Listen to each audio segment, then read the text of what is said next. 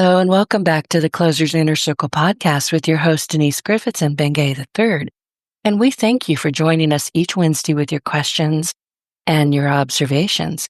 And our topic today is how to build trust, upsell with integrity, and win back clients. And today, this episode of the Closer's Inner Circle podcast is proudly sponsored by Cynthia K, also known as CK. She is the founder of Cynthia K and Company, and that's an award-winning media production firm, and she's a leading voice in small business leadership. With over 35 years of experience, she helps entrepreneurs grow with clarity and confidence. And CK is also someone I know well and have great respect for. I strongly can recommend her. Learn more at cynthiakbiz.com. So this morning, we are diving into one of the most important and often most delicate aspects of sales, how to truly nurture client relationships over the long haul. And Ben and I have talked about this several times. It's worth repeating. So how do you approach upselling or cross-selling without ever damaging the trust you've worked so hard to build? And it doesn't take long to wreck that, so you have to be careful. And once a client is happy, what's the best way to ask for testimonials or case studies, that shine a light on their success? And we'll also, if we have enough time, explore smart ways to keep existing clients engaged and continuing to buy, even when you don't have anything particularly new to offer, plus how to stay in touch without it feeling forced. And of course, I'm going to ask Ben to share if he's ever, and I already know the answer, successfully won back a client who left for a competitor and exactly how he did it. So stay tuned. This is going to be a masterclass, as all of our shows are, in building lasting relationships that pay off for years to come. Ben, good morning. How are you today? Good morning. I am fine.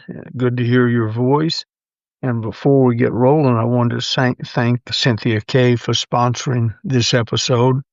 I haven't met her, I don't think, but I've certainly heard a lot about her through you and others. So CK, thank you very much, and welcome to the official family. I mentioned that I didn't think I had met her. Every time I say to someone, as you know, I have face blindness, and literally it's a diagnosed situation. And every time I say to somebody, "Oh, I'm so glad to meet you," and invariably the response is, "Well, we met in Cleveland and, blah, blah, blah," or "Don't you remember me?" or whatever. I've shaken hands, I estimate, with about 2.5 million people, so I may not remember all of their names. But CK's reputation certainly precedes her, and I'm appreciative, as I know you are, that she's officially joined the family. Yeah, she's lovely. She really is. But you've mentioned face blindness. You have to tell the story about when you were sitting outside at a bench and you were telling this woman, what did you tell her? And what did she say to you? Give me a little more lead in. You were closely related at one time. Oh. Yeah. Yeah. I went up to get the car, something done to my car, Midas Muffler or one of the places around here. So as always, I bring a book, and so I don't really care how much time they take, and check the car in. And I said, I want to sit and read. May I read? Is there a place to read? And she said, yeah, we have picnic tables right out there in the grassy area. Just go have a seat. I said, thank you very much. So I walk out to the picnic table, and there's a lady sitting there at the one end of the table, I think doing something with her phone or reading something or whatever. I didn't want to startle her, so I came up. The way I had to approach was sort of from behind her. And I said, ma'am, excuse me, I just want to sit here and read my book or magazine or whatever it was. Is it all right if I sit here? She said, sure. So I sat down. She looked right at me when she said that. I sat down. She went back to whatever she was doing. And after about 5 minutes, she said, Benjamin, let me ask you, do you not recognize me? Well, when you have face blindness, you go through that all the time. And I said, oh, yes. Do you work at one of the restaurants in town? And she said, no. And I said, well, did any of your kids go to school with my kids? I'm grasping now. Usually they're a little more helpful. And she says, no. And I So you said, should have oh. run right then and there. You should have just grabbed your book and taken off at a sprint. So I said, oh, and Gigi is my third wife. The other two are dead now, but at the time they weren't. It was Marcia and Carlotta. And I said, oh, I know, you're a friend. I thought I'd throw the wide net. I said, you're a friend of one of my former wives, either Marcia or Carlotta, right? And she said, I am Carlotta, asshole. You could have run. Yeah. In my defense, we were only married 10 years. Oh, And God. it takes a while, to dial in. And as it turns out, she had on a baseball cap. On the front of it was written Shadow Ridge, which is some property we used to own, and now it's a bed and breakfast and so on. I had named it. So I'm looking at a woman I'd been with for 10 years who's wearing a hat named after a piece of property I used to own and named, and I'm guessing at who she might be. So here, I'm going to give you a pointer, and this is free. I'm going to do it because I love right. you. When a woman uses that tone of voice, don't continue. Get going. You didn't get going. So next time, pay attention.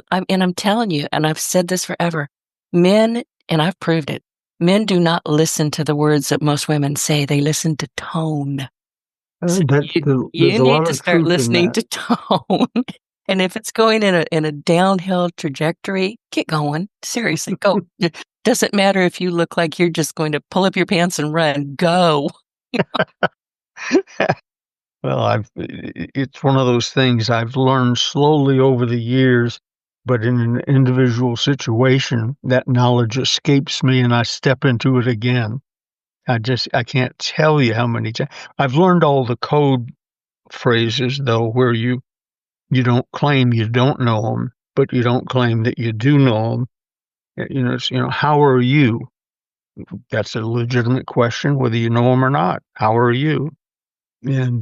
But you just did it to me. It wasn't face blindness, but you said sitting on a bench. She was sitting at a picnic table. As soon as you had said picnic table, I would have known it was the Carlotta I've been married to you story. But Maybe it was a trick. yeah, you got to you got You to don't hit the know. right trigger words for it to work with me. But yeah, that was mildly humiliating.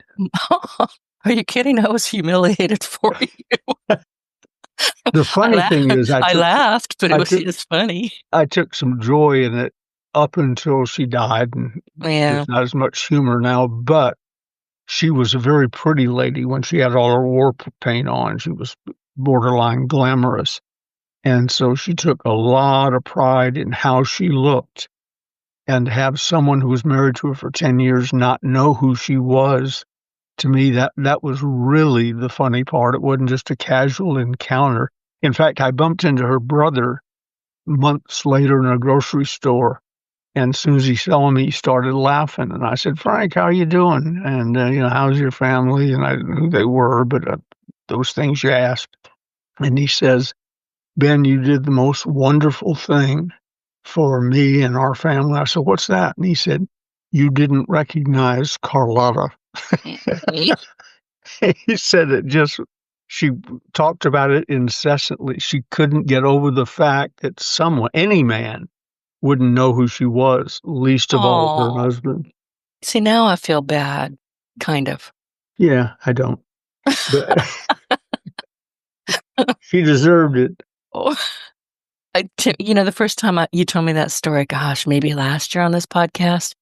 And honestly, I'm a mean girl. We all know this. I don't try to hide it. But I walked around and I chortled on and off all day long. And I wasn't really laughing at her. I was laughing with you because it was pretty funny. You Well, just never know. and face blindness, I can't pronounce it, but it has a long official Latin name in the medical book. So people say face blindness. What's that? And I said, no, it's for real. It is, yeah. It's a diagnosed thing. one of our sons, Gigi's son, our second oldest boy, third oldest boy, said to his mother one day, and pardon me, I sound like a cusser today, but sometimes if you don't quote what you heard, it's not as funny. I guess I had been over to the house they live in. We rent them a guest house, and some of his friends were there, all of whom I had met, I guess, and none of whom I recognized. And so I said goodbye, had a beer with him, and left. Gigi goes walking over, and Tony comes out and says, Mom, let me ask you something. And fine. Does Ben really have face blindness, or does he just not give a shit? Mm. And he's known you all these years. I mean, he has to have known. Gigi said, well, maybe a little of both. Oh. You're reminding me of my grandfather. He was my step-grandfather, and he was just profoundly deaf as far as any of us could tell until my grandmother passed. And all of a sudden, he could hear us. I'm like, oh, I can't say I blamed him, but I said, you can hear me, Grandpa? Oh, yeah, I can hear you just fine. Really? So it was selective hearing for decades. We just Yeah, didn't he know. used her as a translator, a delay Yeah, machine. If I don't want to yeah, involve in this conversation, I didn't hear it, and it's right. important. And he She'll was tell so me later. sweet, right? He was so sweet to her, but he just didn't hear her. He would just, really, honey? And he called her Belle, Lulu Belle, and that wasn't her name. I don't know where that came from, but he was so sweet to her. But she would say, he didn't hear a word I said. And I said, well, can't blame him. I wouldn't want to hear it either, but I was very quiet around her. There was no point in even, I didn't like her. Let's just leave it there. But she was not a great woman. But selective hearing. So, sometimes I do the same. I'm just going to not hear a thing you said. Yeah, I think we all do it. or you don't really want to respond to something, so you just nod and smile. I'm a Hmm. little hard of hearing, and wear a hearing aid in one ear. I just nod and smile if I don't want to engage. If you're telling me your political views, I just nod and smile. I heard you just fine. It's just not what I want to do right now. Right. My sister's husband, and I adore him. They've been married for a very long time. And he is and was profoundly deaf. I mean, now I think he's completely deaf, but having any kind of a conversation with him in person or on the phone was painful. It really was. Hmm. And then he got a cochlear implant, and she got a little bit nervous. And then he got the second one. She says, now I can't even talk to him. He can hear me. And I started laughing because I think she used to say bad words around him, or, now she has to, oh, I better be careful. But, now that he can hear things, he's delightful to be around, but it was very difficult. Really was. Those things are apparently miraculous. They don't look real good yet, but they'll No, solve that in time. right. But my brother-in-law, who died 4th of July a couple of years ago, he was profoundly deaf, and the family had just gotten used to yelling at him. Or sometimes I'd look over at him at a gathering and feel sorry for him because he was sitting there, but he couldn't hear anything that was going on. And I finally got him to agree to go to get a cochlear implant, and he died before he did. For those of you listening, at least if you're in the United States, they're free. Oh, I didn't know that. Yeah. No way. Medicare, Medicaid, and so on. Right, right. They will do what little local work on you is necessary and stick it on. And everyone I've seen, I'm one of those, if I walk into a restaurant and see somebody with something unusual, I'll wind up talking to them. And everyone I've seen with the cochlear implant, because sometime in the future that might be part of my life, I say, how does that thing work? And to a person, unbelievable. Yeah, that's what they both say. Now, Yeah. the only thing is that when he takes it off at night, he has to have his phone near him so he can text her, or she can text him if she has to, if he's asleep, because he can't hear her. Well, I mean, if the house were on fire, he wouldn't hear it. that So, would have been 24 hours a day before, so at least he's yeah, got waking hours going for him. right, right. Well, anyway, let's talk about, you have questions. Like, we didn't mean to tell our whole family saga here. My sister's gonna kill me. But, The we've got one questions, I think. one big announcement I have to make. Last week, I alluded to we were talking about Heinz ketchup and Heinz relish or anything. Yeah. Maintaining your spot on the shelf, which was my job as a retail detail salesperson in the food brokerage business for my father. You had paid for the spots. In other words, it's not accidental that Hunt's Ketchup has 10 ketchup bottles facing you or whatever. They paid for 10. They're entitled to 10. It's rented real estate. But the stock boy or girl doesn't care or know. And so they just want to make the shelf look pretty. So our job was to go in and get our 10 back. And sometimes maybe 11 or 12. It was the other person's job to get their space back. Oh. So I went in to get relish, Heinz, I guess, the same sweet relish I've been eating most of my life. And Dad didn't happen to sell it, so I was free to eat what I wanted. And they were out. And not a big deal, but I wanted relish for something we were going to do that weekend. And the young lady who works there, who's sort of become our buddy, said, "What are you looking for?" And I said, "Relish." And she said, "I think we're out of a couple of the brands, but that's good news because the best relish on earth is right here." And she picked up a jar that I'd never seen or noticed before. And lo and behold, she was right. The best relish on earth. It's not just relish that you put on a hot dog, don't give any thought to.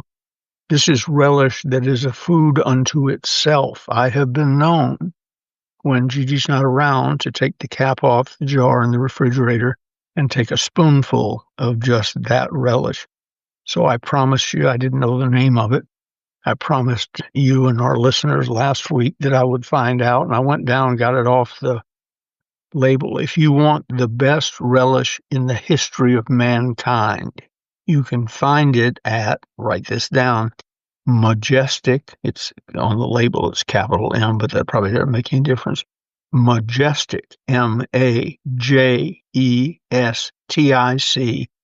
Picklery, P as in Paul, ICKLERY.com. Picklery, PICKLERY.com. And what you're looking for is I'm sure they have other stuff. I've never been to their website. I just got it off the label. But what you're looking for is their fancy sweet relish. Okay. On the label, it says Majestic Picklery Premium. But the fancy sweet relish is what you're looking for. And I promise you, you will never, and I assume since they have a website, you can order it there if your grocery store doesn't carry it. But it is magic compared to, tastes like relish. I mean, you would know what it was, but it tastes like no relish you've ever had before. I'm going to have to find that because I do like sweet relish. Yeah, this is really something. And people will think he's lost his mind. He's raving about relish now. Well, once you taste it, you'll understand. Get you some and report back. Would love to do that. Yeah, I'll let you know if I find. Oh, and I have to tell you, yesterday on Tuesdays I do back to back to back pre-interviews for my other podcast, and I lose my voice at the end of the by noon. I'm no longer even able to communicate with the cats, which they kind of like, but they do understand hand gestures. Believe me, they do, and water bottles. But one of the first things, and I made a note to tell you this. One of the first things. Because I will always ask people, are you familiar with the podcast? And I will assure them that I don't care. I'm not one of those people that says, what do you mean? My podcast is famous. I'm important. I'm not, but my guests are. And one gentleman said no, but he said, yesterday I went and I listened and it was you and Ben Gay. And he said, I was trying to tell where y'all were from. He said, I kept detecting not an accent, but a drawl. I said, that's right. Both of us have a drawl. But it was interesting to me that the first one he landed on was you and me. It wasn't your partner in Success Radio, which is what he was essentially auditioning for. It was this podcast. And I thought, okay, people do listen to us. So I wanted to share that with you. Well, they do from all over the world. People will say to me in casual conversation, I was listening to you and Denise the other day thinking, you're in Poland. How did that happen? Gigi got some orders the other day for her vintage jewelry business from Kazakhstan. And I thought, Oh, aren't you nice. busy dodging rockets and bombs or something? And we get frequently from some of the war-torn areas, we get orders. She gets orders. I don't sell many books in those areas, but I guess if a woman wants jewelry, she'll duck the rockets to go to the mailbox and get it. But I'm forever hearing things. It's amazing how a podcast or radio or whatever can spread. The internet, of course, can spread. When I moved up to this area from San Francisco Bay areas where we were, Marin County, and we came up here to the country, Placerville, California, where gold was discovered, and opened the National Communication Center, the first nationwide toll-free answer. So anyway, some friends took us out to a restaurant called Poor Red's, and it was barbecue, etc. And I said, I'll handle the reservation. So I walk up to the lady. Her name was Lou. This is over 50 years ago, and I still remember her name and so on. I said, we'd like to make a reservation. There's 4 of us. And she said, fine. Wrote down my name. And then I said, she said, just sit at the bar and there's a drink they're famous for. In my mind, there's a blank where it comes to it right now. But anyway, they invented it, and it's got amaretto in it, and it's the most famous. Poor Red sells more amaretto than any other bar on earth, and it's just a little local dive in the next town over. So anyway, Lou takes my name, and as I walked away, I turned back and I said, roughly how long? And she said, 2 hours, I would guess, might be a little more. And I said, 2 hours to get Have several drinks, grab a bottle. I said, you got to be kidding me. She said, once you have the barbecue, you'll understand. I said, I'm from the South. I'm hard to impress. Once you have the barbecue, you will understand. And their famous drink, whose name escapes me, but their famous drink, that takes the edge off of the 2-year wait. 2-hour wait. I reckon it would. Yeah. But I'm telling you about Poor Red's for this reason and how word can spread. We had a lot of Army bases and Air Force bases in the Sacramento area. Placerville is in the outer ring of the Sacramento, California ring. So as soon as we turned on the 800 number and started taking calls, one of the common questions 12 times a day would be, where are you located? Because nobody knew what a toll-free service was, and did you have to be on the moon to make it work or something? And we'd say, well, we're in a little town called Placerville, California. And they say, oh, from all over the world, Denise. Oh, do you know Poor Red's? And so when the original owners retired, I made a half-hearted attempt to buy it. And they said, do you want to run a little restaurant here? And I said, well, first of all, a little restaurant does a lot of business, but no, I don't. I want the blue sky. I want to be able to open Poor Red's all over the country and maybe all over Europe with that distinctive rustic look like it has here, because people stationed in the Air Force went back to wherever or down in Central America, what have you, and they remember Poor Red's. So build your brand so that they know it. I'm blessed with a name that's semi-easy to remember, Bengay, with all the jokes that come with it and so on. So I've got a little blessing, but make sure you build your product name and your name where people know it and recognize it, and you'd be astounded how far in this day and age it'll go. And if you offer things of value, information or wonderful products or what have you, nowadays you can become world famous. I've given guessing. I'm not guessing. We figured it out once, but I really don't know what it is now. But we figured out once what it must have been. I have given 5,000 plus paid appearances, speeches, seminars, and so on. And probably out of the goodness in my heart and in the early days to build my name, probably another 5,000 for free. I gave 250 seminars at San Quentin alone for free. So but I was building my name and spreading the word and so on. Ziglar and Bill Gove, two of the grandfathers of modern-day public speaking, were both friends of mine and both worked for me in various capacities over the years. And when I decided to also do public speaking in addition to running a company, the advice I got was speak everywhere and anywhere. They weren't talking about fees then, but speak everywhere and anywhere, get your name out there. And so I didn't know any better, so I said, okay, and I started doing it. I spoke to Kiwanis clubs and JCs and fill in the schools, churches. That's how I got to San Quentin.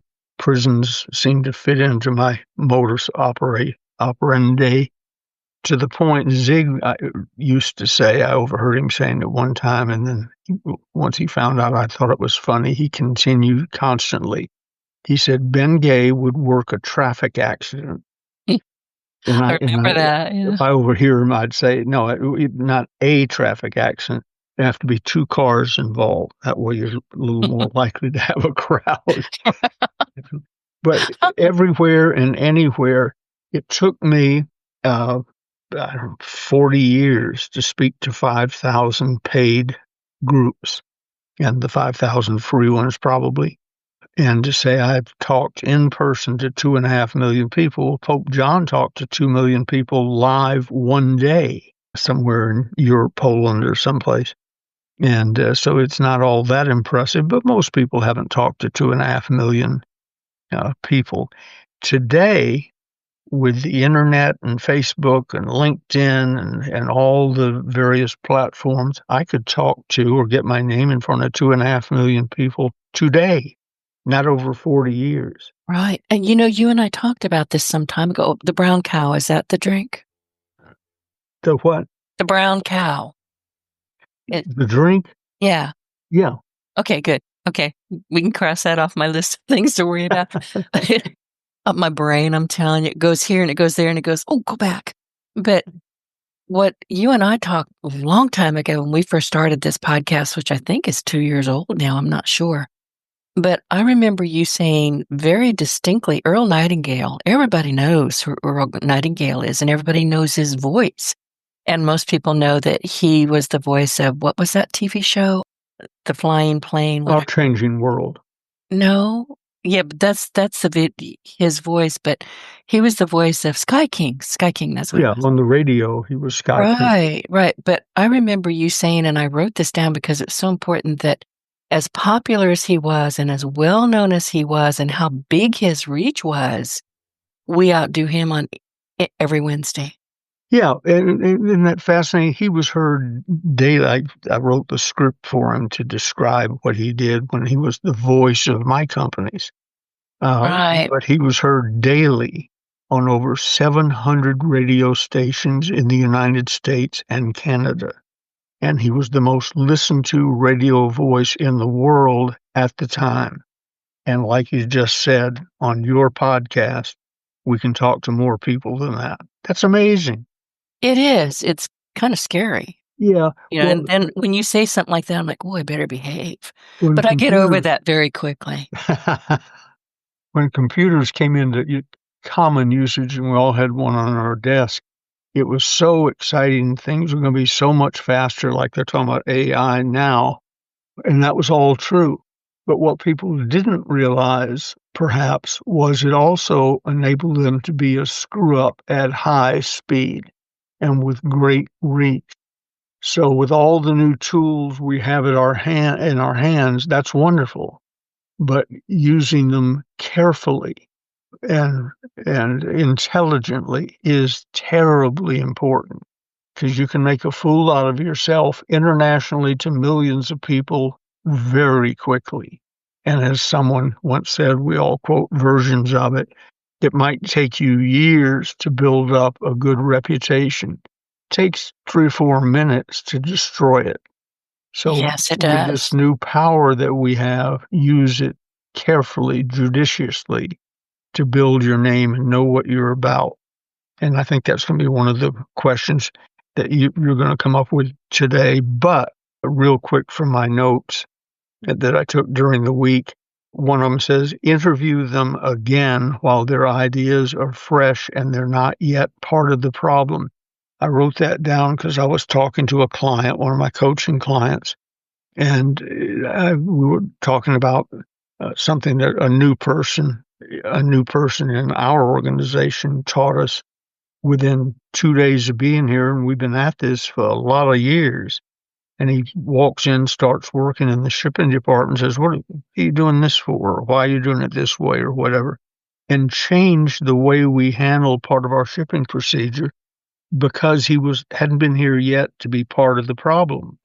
If Yeah, we had everybody become, says, "Oh, we've always done it that yeah, way." exactly, and it's corporate policy, whatever that means. So when you hire someone, you interview them, you talk to them, and so on. Make sure you interview them again on a regular basis before they become part of the problem, because soon this kid who walked into our shipping department and changed things just by asking a couple of questions, why do you do this? Why do you do that? Uh, Literally changed what we've been doing for 40 years, I guess, and through several companies. Just because probably the person who was doing it when I walked in was doing it that way, and so I started copying them. I thought some thought had gone into it. Apparently not. So, and then ask them specific questions.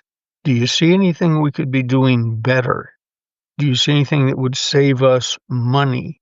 And if it's significant saving, have an incentive program set up. Henry Ford used to pay. The stories changed, and I wasn't with him, so I don't know.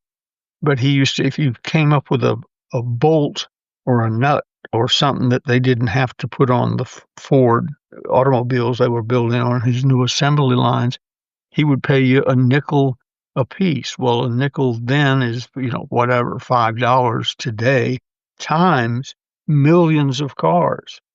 So somebody's saving you a little something here and there. If it's worthwhile, have an incentive program set up. So interview them thoroughly, make sure you're hiring the right person, check their background, etc., and then stay on them until they're so settled in they don't have, they're brain dead. They are now part of the existing procedure. But the existing procedure should be some of the stuff they taught you, because no one will see your flaws quicker than someone who just met you or just came to work for you or just moved into the new department. And they're going, what's this? Why are we doing it that way? So crucial. And you had some things you wanted to discuss from one of the books. Fire away. Well, one of the things was, how do you approach upselling or cross-selling without ever damaging the trust that you've worked so hard to build? And we just touched on that a bit. But my other question was, once a client is happy, and it doesn't have to be a client, it can be, in my case, it's always podcast guests. What's the best way to ask for testimonials or case studies that shine a light on their success? And one of more than one chapter in my new book that you told me I had to write, and I'm being very dutiful about it. I'm writing the book. It scared me to death when you first said, "Denise, you're going to write a book." I said, "Okay," but I've been writing it. But the closers part 4, podcasting as marketing. And the more I dive into writing it, the more I'm learning as I go. And one of the things, and I know I'm talking a bit about your partner in Success Radio, which sponsors this show, actually. It's, you're part of that same group. One of the things that I do each day, when I do Mondays and Fridays on that show, and I call my guest and I say thank you, or I invite them to come back. There's a whole system that it's standard operating procedures that I put these procedures into the bank. I mean, they're that good. This is how I can do 3 a week. But the thing is, I call them and, we're already friendly. We've had a good time on the show. We had a good time on the pre-interview. We've stayed in touch in the interim because I'm booking out 2 and 3 months ahead. And I will say, listen, I'm going to send you a couple of emails. Here's the links. Here's the show graphic. I won't go into a lot of detail. But the most important email to me is, will you write and I'll tell them during this, this conversation, I'm going to ask you to write a review for your partner in Success Radio. today if you would, and it has to be glowing. And they just laugh. But you know what? They're glowing because we did it that day. They're still excited about the show. They still remember it. They didn't have to wait 6 weeks for it to show up and they've forgotten all about it. They're happy to do so. And I've got some amazing reviews because they did them that day. While it's fresh in their mind and while they're Exactly. excited, etc. Right. Certainly. And that's an excellent way to do it. And the way the question was, how do you do it to me? And the answer is you have a straight up relationship with all of your people. If I wanted you to write a Yep. book, I say, Denise, we have the closer series 1, 2, 3, blah, blah, blah, and we're going to go out to 25 at least before I croak. I want you to write the closers part 4. I didn't beat around the bush or sneak up behind you. No, and you scared me stupid. I walked circles around in my living room for an hour. But it's build a relationship first. I coined the phrase many years ago. People buy or want to buy, like to buy from people they know, like, trust, and with whom they feel safe. So that's always my first sale. I'm selling Ben Gay and our relationship, whoever it is, so that I can say, I want you to write a book, and here's the title, and here's when I want it done, and so and so. Because we're over that building trust thing. We've done that. And they know, feel safe with me. They know I'm not going to ask them to do something illegal, immoral, unethical, whatever. That I ask them something that's going to be good for everyone concerned. Jason Williford, who's writing the new Ben Gay book, my biography, and I got a hand in it, so it's sort of biography, autobiography. We were chatting, and one day about something else. I'd known him for years. He used to work for one of my big clients in the home improvement field. And he said, Ben, has anybody ever offered to write a book for you about you and so on? And I said, well, it's funny you should ask that, Jason. I'd like you to do that. And he says, really? I said, yeah, really. I know how he feels. You did it to me. It's like, Denise, you're going to write a book. Okay. No, Denise, you're going to write a book. Yes, sir. That was the end of that. Talking to everybody. I know if he hasn't already talked to you, you're on his list of people to interview. And I thought of a new one today that I hadn't thought of before. I just added it to the list of suggestions. It's sort of frightening. He's going to talk to Gigi Gay. Can he do me and Gigi at the same time? No. Aw. Okay, I'm gonna ask Gigi. Yeah, oh no. Oh yeah. But anyway, that's a trust relationship. This book should be a big seller for years to come. It was from inception, his question, to close deal, 2 sentences. Probably didn't take 20 seconds. I know it took less than 20 seconds. But that's because first I made sure that, and it goes both ways. I had to know, like, trust, and feel safe with him, and vice versa. Then everything else is secondary. Give me a testimonial. Bob, I've told you before how important testimonials are in this business. And you and I have known each other well enough. I want to call on you for a favor, and I'll return it to you anytime, anywhere, any place.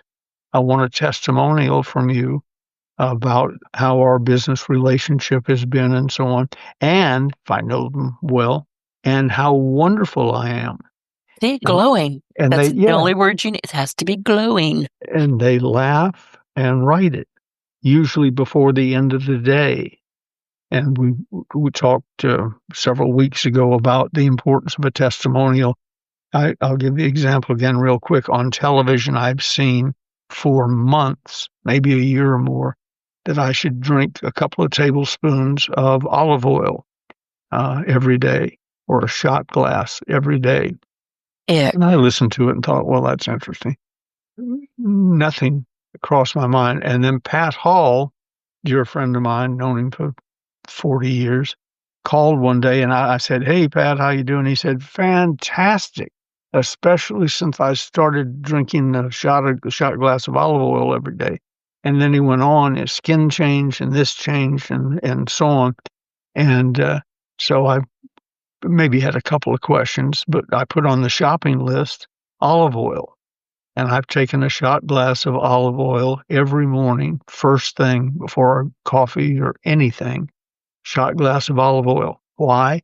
A testimonial from a trusted person. Okay. So if you're not gathering testimonials, start gathering them immediately. It may be among the most valuable tools in business.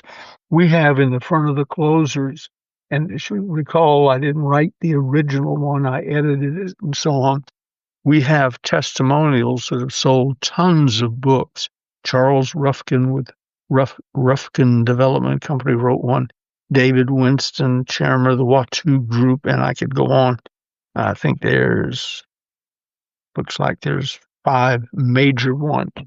Well, they were in the book before I bought the rights to it and edited it. I don't know who they are, but people tell me, once I read the testimonials, boy, I'll tell you, I wanted that Yeah. book.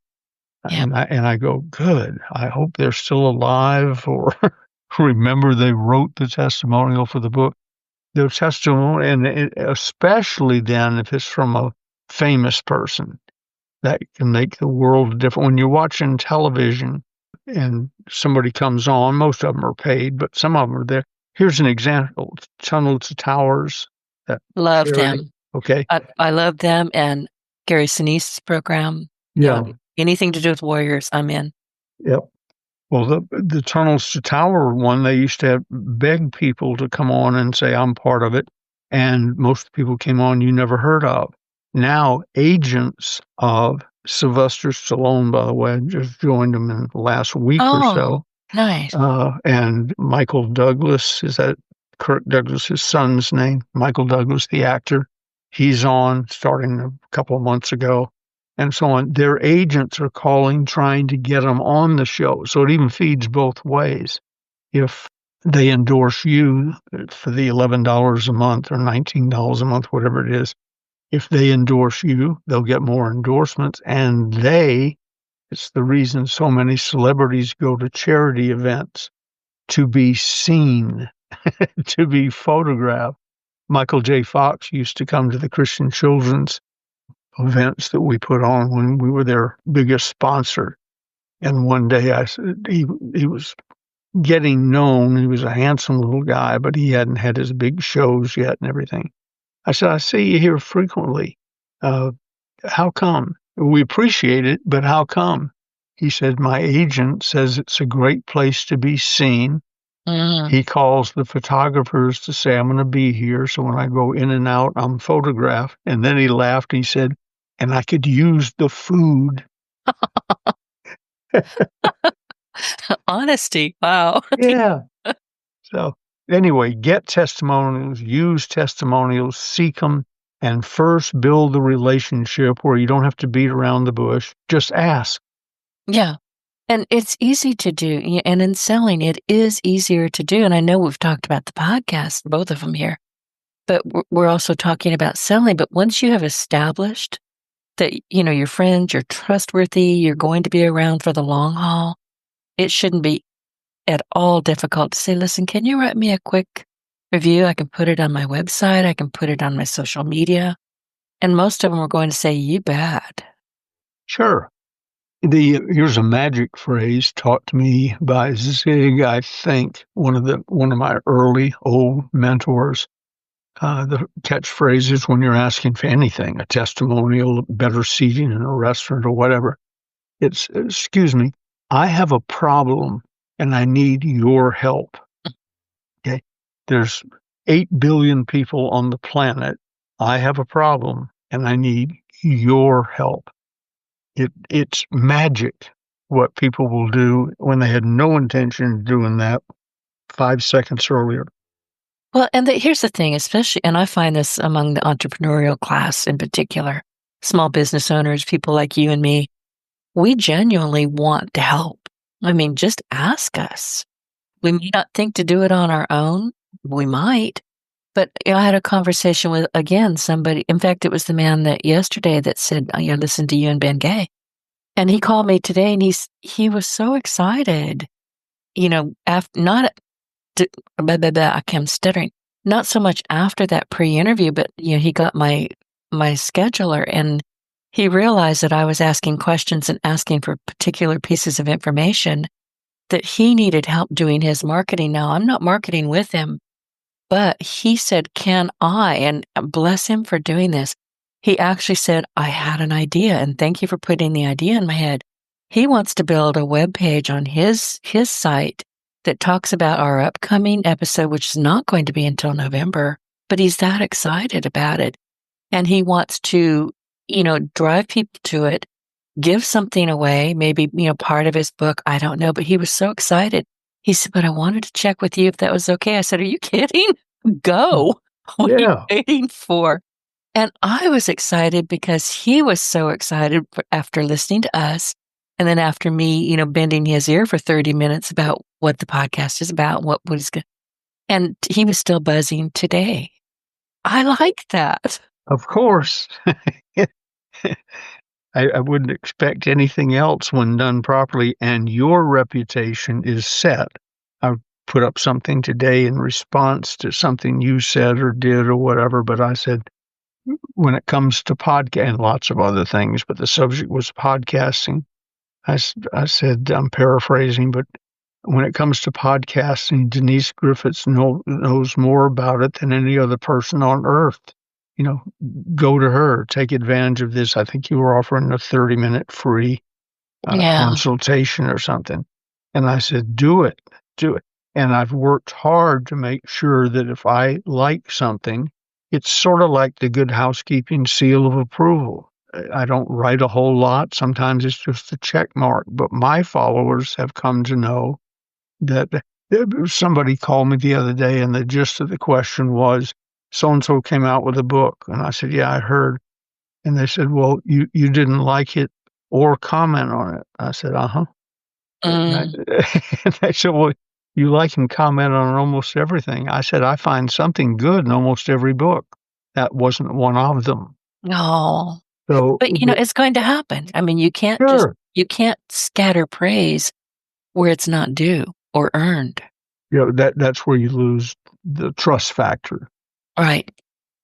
That's exactly right. What else did you have a question? Ooh, we've got about 5 more minutes. Did you have any questions that need to be answered?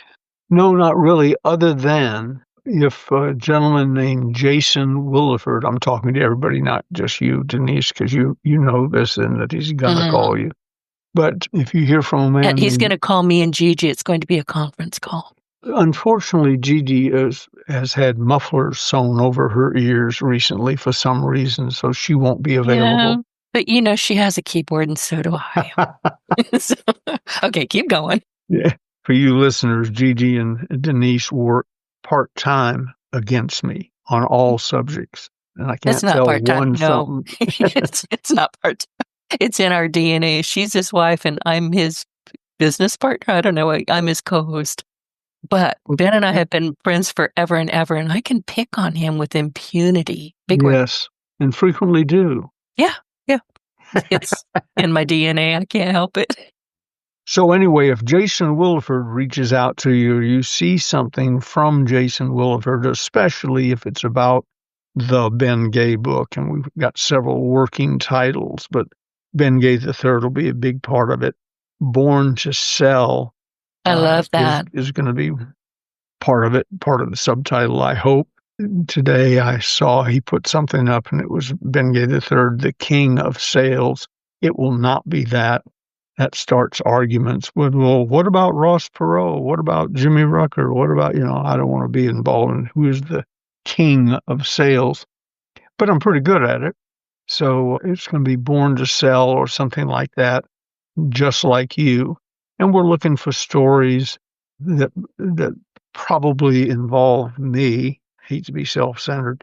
Well, it's your bio. Yeah. Something that I said or did or you found in a book or what have you. We have readers of the closers. We probably created as many millionaires as just about any. Think and Grow Rich, probably, because it's been out a lot longer and is a little more philosophical. might have created more, but we've created a ton, or helped create a ton of millionaires. If you're one of them, and you see something from Jason Williford, reach out and pitch in. Don't be shy, and we would love your help. So that's it for my commercial endeavors today. Well, I'm looking forward to it. And I have to note again that I started reminding you, you can actually say nagging, but I started, chatting gently with you about doing your bio. You didn't want to do it. You wanted nothing to do it, but I persevered. So about 2 years now, I've been bringing it up gently over and over again. And I'm so glad that you're doing it. Well, it was, I didn't want to, but as I've told you privately, I've warmed the subject once I saw the good job Jason is doing and the videos he has a video of my time at San Quentin is an important part of my development. He has pictures of Warden Red Nelson in black and white walking the main yard at San Quentin. Videos. I didn't know there were videos like that. He has videos of me up in front of the class in San Quentin and so on. And I guess he's part of that younger mystical generation who can find anything on the internet. And he's I found can't it. wait. Yeah. Even I, who didn't want to do it, I'm thinking, well, I'd like to read this. And, I would imagine that so much of what he's uncovering, you're going, oh, yeah. Yeah, I've seen some things I had totally forgotten about. Right, right. Well, I can't wait for it to happen. So, and anything you need me to do other than, do an interview with him, can I write a testimonial for it? Absolutely. Oh, right. See how it works, it will folks? be Did you hear that? glowing. It will be glowing, I promise. I brought up testimonials. I didn't have to ask her. She wants her testimonial in the book. That's how you do testimonials. You just saw it in action. Well, and when I write it, it's going to come from the heart. Anybody, it's going to come from the heart. But for me to write this testimonial, it's almost like a love letter to you and Gigi and anybody that we both know. It's like, here you go. This is for Ben Gay. He's my mentor. He's my friend. I can't do a lot of what I do without what I've learned at his feet. Well, never forget that. Okay. Well, I think I think we're through being mushy now. Yeah, I thought it was getting a little gooey, so I thought I'd step in. Even for me, I was like, oh, geez. Do I have to cut that part out? But, well, listen, everybody, that's a wrap for today. And to keep up with what we're sharing on the podcast each week, be sure to get your copies of The Closers Part 1 and Part 2 and eventually Part 4. And they are available on Ronzoni, RONZONE books, Ronzoni Books. Just type that in on eBay. And they come with free shipping, making it easy to get your hands on these incredibly valuable sales resources. So, Ben, I will see you next week. Look forward to it already. You have a wonderful day and week. Thank you. I'll talk to you soon. Bye. Bye.